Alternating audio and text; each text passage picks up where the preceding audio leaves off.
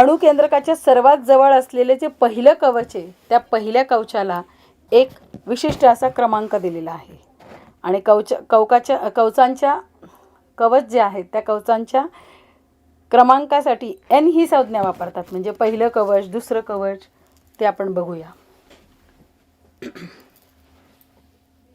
हे तर लक्षात आलं ना तुमच्या. इलेक्ट्रॉनचं वितरण कशा पद्धतीने केलं जातं.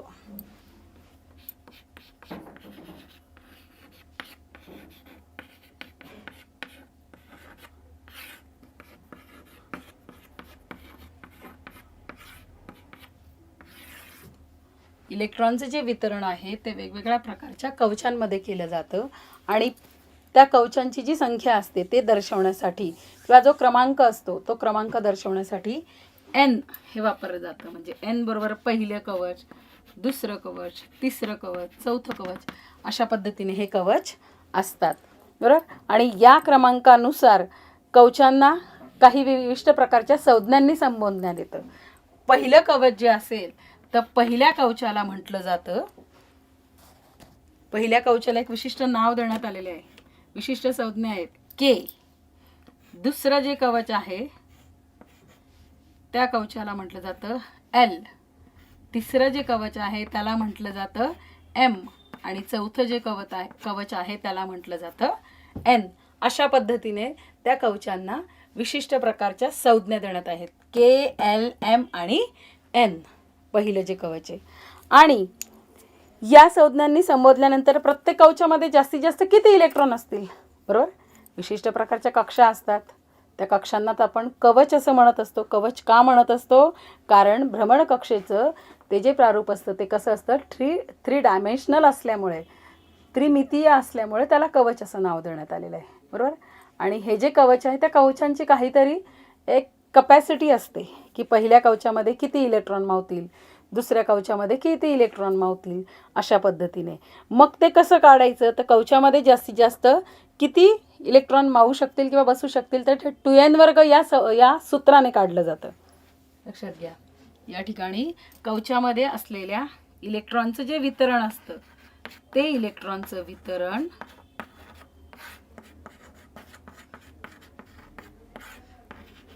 n वर्ग या सूत्राने केलं जातं किंवा या सूत्रानुसार ते ठरतं.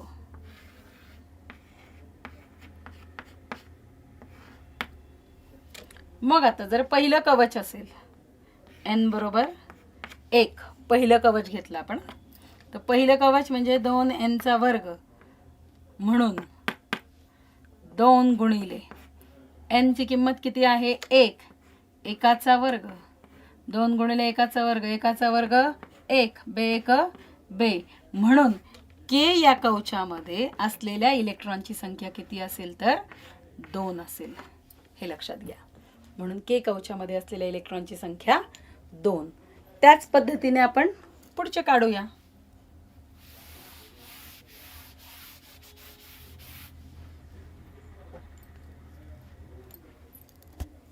आता दुसरं आहे n बरोबर दुसरं कवच म्हटल्यावर 2.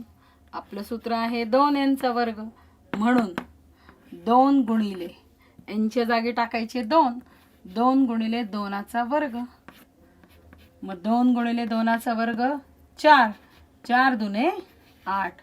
मग दुसऱ्या कवचामध्ये असलेल्या इलेक्ट्रॉनची संख्या किती आहे तर 8 आहे. हे लक्षात घ्या. त्यानंतर n बरोबर जर तिसरं कवच असेल तर 2n चा वर्ग म्हणून 2 गुणिले 3, n च्या जागी टाकणार आपण 3, 3चा वर्ग, 2 गुणिले 3चा वर्ग 9, 9 दुने 18. अशा पद्धतीने तिसऱ्या कवचामध्ये आहे 18 इलेक्ट्रॉनचं वितरण केलं जातं. आणि त्यानंतर n बरोबर 4, चौथं कवच जर घेतलं आपण तर 2n वर्ग या सूत्रानुसार 2 गुणिले 4चा वर्ग म्हणजे 2 गुणिले 4चा वर्ग 16, तर ते येतात तुमचे 32.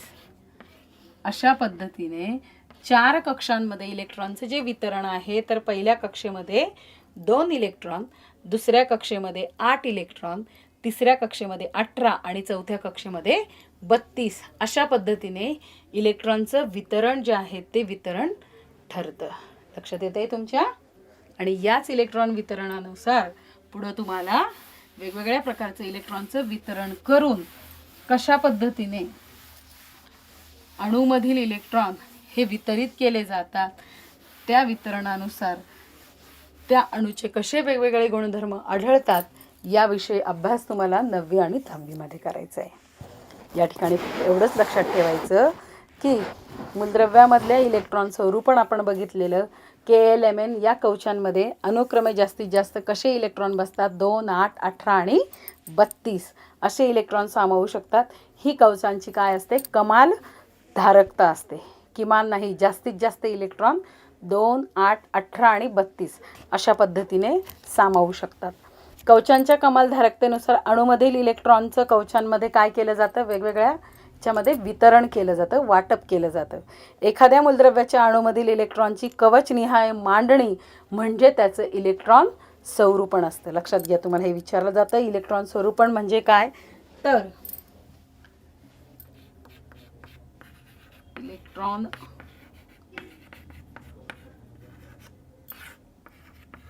स्वरूपण एखाद्या मूलद्रव्याच्या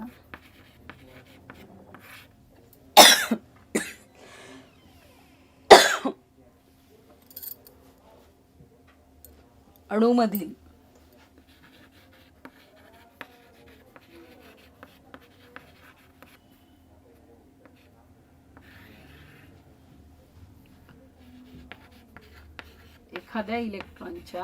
एखाद्या मूलद्रव्याच्या अणूमधील इलेक्ट्रॉन जे असतात त्या इलेक्ट्रॉनची कवचनिहाय जी मांडणी असते, इलेक्ट्रॉनची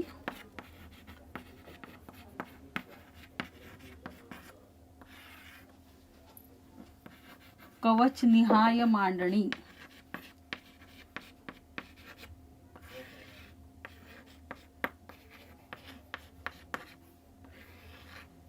म्हणजेच त्याचे इलेक्ट्रॉन स्वरूपण होय.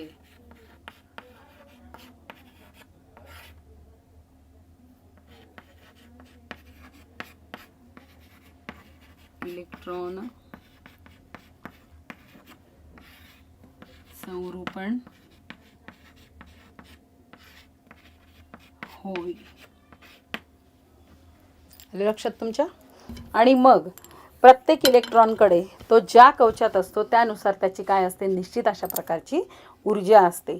पहिल्या कवचाची इलेक्ट्रॉनची ऊर्जा ही सर्वात कमी असते कारण ते केंद्रकाच्या जवळ असतो आणि त्यापुढील जे कवचामधील इलेक्ट्रॉनची ऊर्जा जी असते ती कवच क्रमांकाप्रमाणे काय होत जाते? हळूहळू वाढत जाते.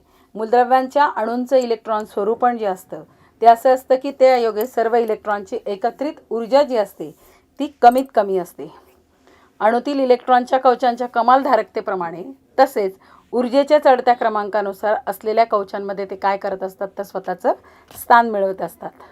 आता काही मूलद्रव्यांच्या अणूंचं इलेक्ट्रॉन स्वरूपण आपण तक्त्यामध्ये बघूया आणि उरलेला तक्ता आपण पूर्ण करूया. बघा, आता कवचामध्ये इलेक्ट्रॉनचं वितरण कशा पद्धतीने केलं जातं हे आपण बघूया.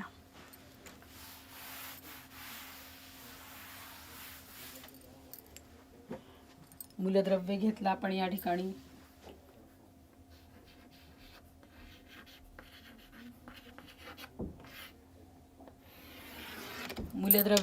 मूलद्रव्यानंतर त्या मूलद्रव्याची रासायनिक संज्ञा,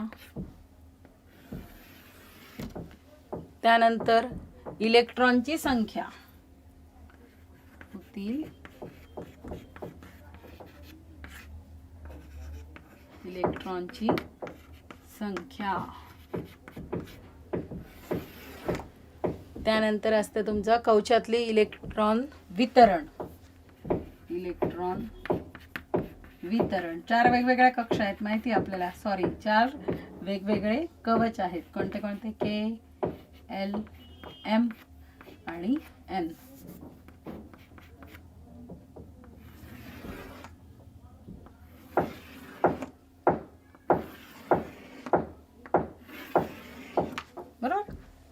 वेगवेगळं.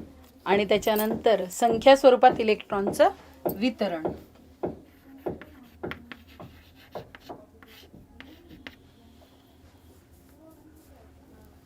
संख्या स्वरूपात इलेक्ट्रॉन वितरण.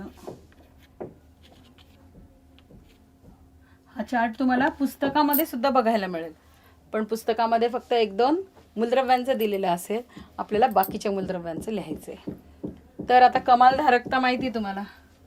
पहिलं जे कवच आहे आपण सूत्रानुसार बघितलं होतं, 2, दुसरं 8, तिसरं 18 आणि चौथं 32.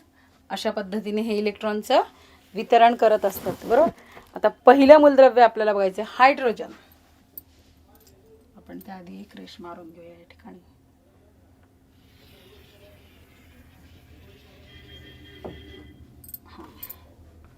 पहिलं जे मूलद्रव्य आहे ते म्हणजे हायड्रोजन.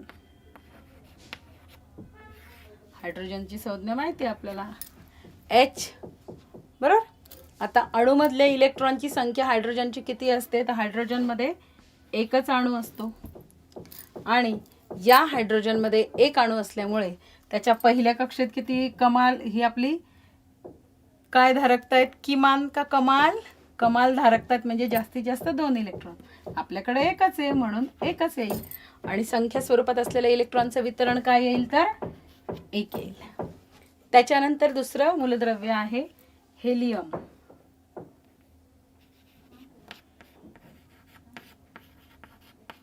हेलियम.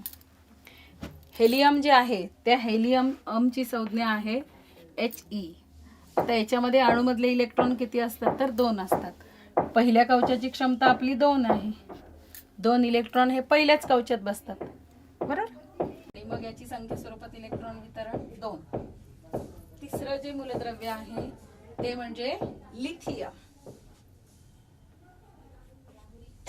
Sorry, lithium. लिथियमचं सूत्र आहे Li. याची अणूतल्या इलेक्ट्रॉनची संख्या असते 3. मग अणूतल्या इलेक्ट्रॉनची संख्या असते 3, याच्या कॅपॅसिटी, याची क्षमता जी आहे ती 2. 3तून 2 गेला, उरला 1, म्हणून या ठिकाणी 1. आणि संख्या स्वरूपात इलेक्ट्रॉन वितरण जे आहे ते कसं आहे, तर पहिल्या याच्यात 2 आणि दुसऱ्या याच्यात किती झालं, 1. आता त्याच्यानंतर पुढचं जे मूलद्रव्य आहे कार्बन.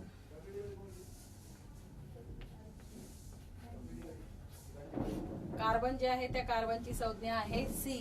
प्रत्येक वेळेला आपण रासायनिक संज्ञा लिहितो हे लक्षात घ्या. मूलद्रव्य लिहितोय, मूलद्रव्याची रासायनिक संज्ञा लिहितोय. या ठिकाणी मूलद्रव्याची रासायनिक संज्ञा अतिशय महत्वाची आहे. मी तुम्हाला सांगितलं, कारण याच्या पुढचा भाग जो आपल्याला बघायचा आहे की मूलद्रव्याची रासायनिक संज्ञानंतर त्या मूलद्रव्याचं संयुग जे तयार होतं, संयुगाचं सूत्रानंतर त्या मूलद्रव्यांमध्ये रासायनिक अभिक्रिया कोणत्या घडतात, बरोबर. याच्याविषयी पण आपल्याला 9वी आणि 10वीला शिकायचं, म्हणून हे खूप महत्वाचं आहे हा भाग. मी वारंवार तुम्हाला सांगते, तर याच्याकडे तुम्ही व्यवस्थितरित्या लक्ष द्या. कार्बनची संज्ञा आहे C आणि कार्बन मध्ये इलेक्ट्रॉन संख्या असते 6. किती असते, 6. तर 6चं जे वितरण होतं ते पहिल्या कक्षेमध्ये किती येईल, 2. 6तून 2 गेले, किती उरले, 4. ते 4 येतील दुसऱ्या कक्षेमध्ये. याचं इलेक्ट्रॉन वितरण येतं 2 आणि 4. त्याच्यानंतरचं मूलद्रव्य आहे कार्बन, नंतर नायट्रोजन.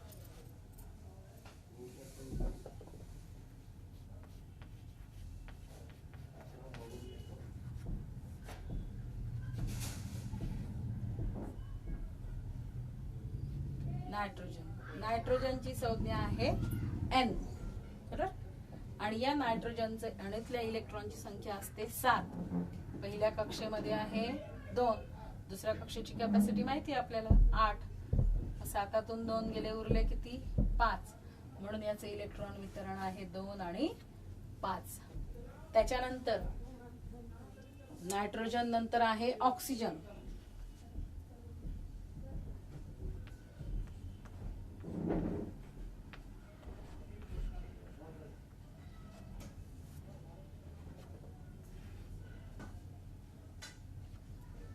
ऑक्सिजनची संज्ञा आहे O आणि ऑक्सिजन मध्ये इलेक्ट्रॉनची संख्या असते 8. मग पहिल्या कक्षेत 2, 8तून 2 गेले दुसऱ्या कक्षेत 6. इलेक्ट्रॉनचं वितरण आहे तुमचं 2 आणि 6. त्यानंतर पुढचं जे मूलद्रव्य आहे ते म्हणजे फ्लुओरिन.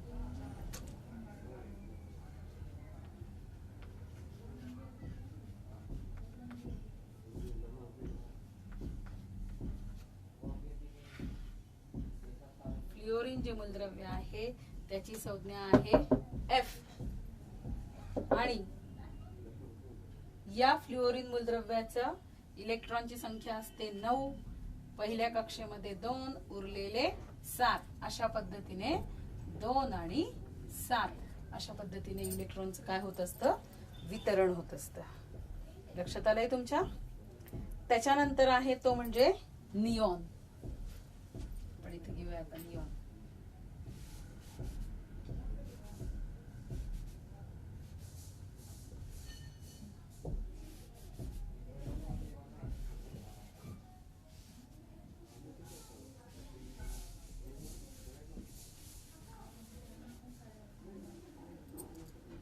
पुढचं मूलद्रव्य आहे निऑन.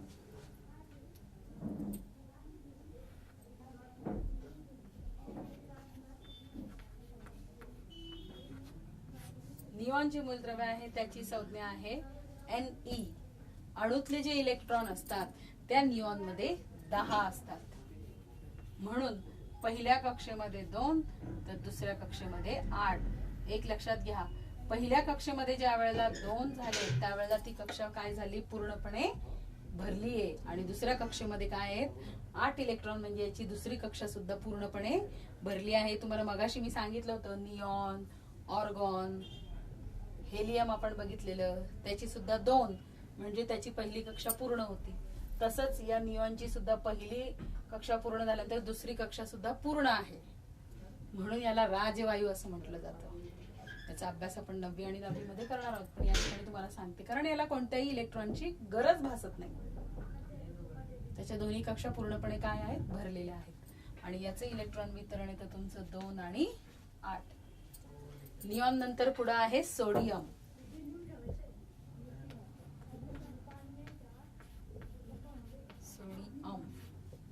सोडियमची संज्ञा आहे Na. याच्यामध्ये असतात इलेक्ट्रॉनची संख्या 11. पहिल्या कक्षेत 2, दुसऱ्या कक्षेत 8 आणि मग 8 आणि 2 10 झाले. तिसऱ्या कक्षेमध्ये येईल तुमचा 1. म्हणून याचं इलेक्ट्रॉन वितरण येतं 2, 8 आणि 1. लक्षात? सोडियम नंतर आहे तुमचं क्लोरीन.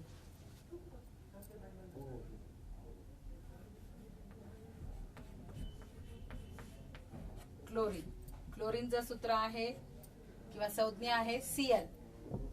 याच्यामध्ये इलेक्ट्रॉनची संख्या असते 17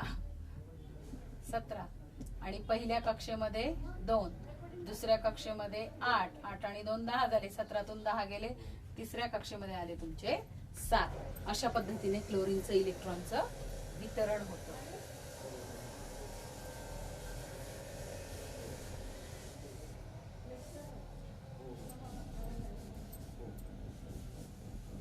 आणि म्हणून त्याच्यामध्ये इलेक्ट्रॉन वितरण कसं होतं तर 2, 8 आणि 7. त्याच्यानंतर आहे क्लोरीन नंतर अर्गॉन. मग अशी सांगितलं तुम्हाला अर्गॉन किंवा अर्गॉन पण म्हणतात त्याला. अर्गॉन जे आहे ते आहे Ar. त्याच्यामध्ये असतात 18 इलेक्ट्रॉनची संख्या असते. 2, 8 आणि 8. लक्षात? अशा पद्धतीने हे ऑर्गॉन जे आहे ते सुद्धा फुलफिल आहे. पहिल्या कक्षेत 2, दुसऱ्या कक्षेत 8 आणि तिसऱ्या कक्षेमध्ये 18 असतात. तर त्याच्यामध्ये सुद्धा 8 म्हणजे तिसरी कक्षा सुद्धा त्याची काय होते, ऑर्गॉन मध्ये सुद्धा पूर्णपणे भरतेच ती. आणि म्हणून या ठिकाणी याचं इलेक्ट्रॉन वितरण येतं 2, 8, 8. आणि त्याच्यानंतर शेवटचं आहे ते म्हणजे ब्रोमीन.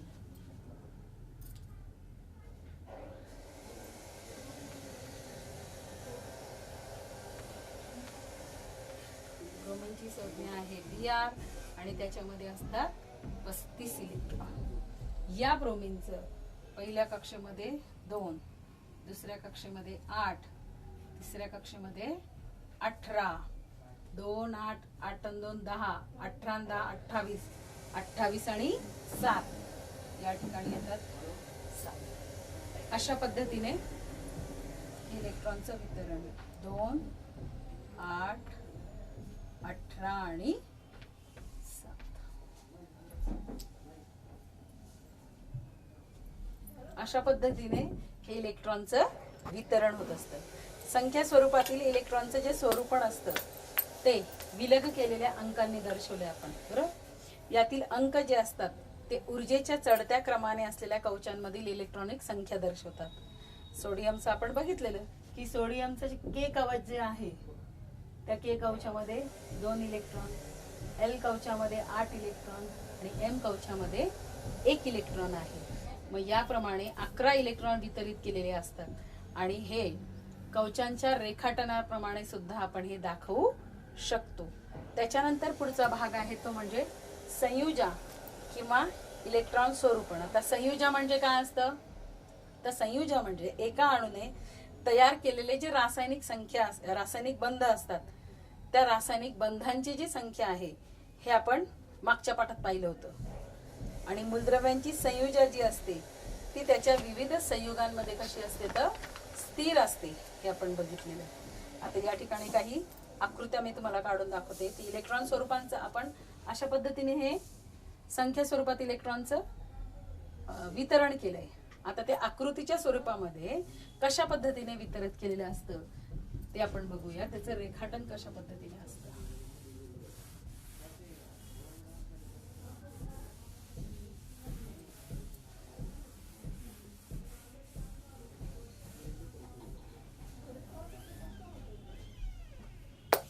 आपण हायड्रोजन हे मूलद्रव्य बघूया. हायड्रोजन मगाशी बघितल्याप्रमाणे, मगाशी सांगितल्याप्रमाणे हायड्रोजन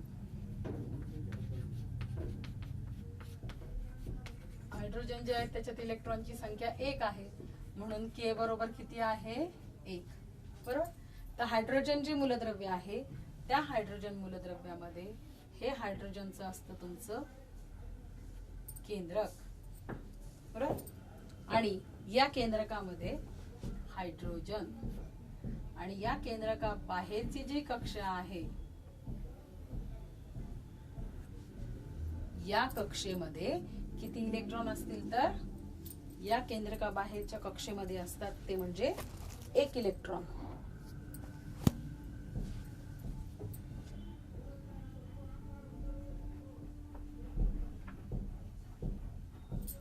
एकच आहे ना, ही पहिली कक्षा आणि पहिल्या कक्षेमध्ये आहे तुमचा 1 इलेक्ट्रॉन. हे झालं तुमचं हायड्रोजनचं इलेक्ट्रॉन स्वरूपणाचं रेखाटन. अशा पद्धतीने तुम्ही हेलियमचं दाखवू शकतात, कार्बनचं दाखवू शकतात. आपण कार्बनचं बघूया.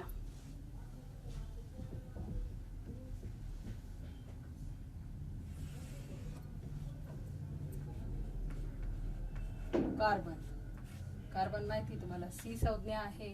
कार्बनचं इलेक्ट्रॉन संख्या आहे 6 असल्या कारणाने के बरोबर 2 आणि एल बरोबर 4, बरोबर. अशा पद्धतीने काय तुमचं इलेक्ट्रॉनचं वितरण आहे.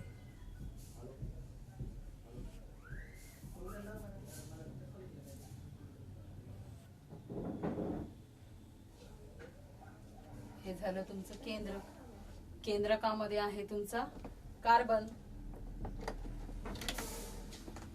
आता कार्बन जे आहे त्या कार्बन मध्ये कशा पद्धतीने आहे हे आपण नेक्स्ट लेक्चर मध्ये बघूया. आलं लक्षात? किंवा तुम्ही सगळ्यांनी हा होमवर्क करून ठेवायचं. या ठिकाणी केंद्रक दाखवलंय, याच्यातल्या 2 कक्षा दाखवायच्या आणि याचं रेखाटन तुम्ही करायचं घरी. राहील लक्षात सगळ्यांच्या? ओके. बाकीचं आपण नेक्स्ट लेक्चर मध्ये बघूया.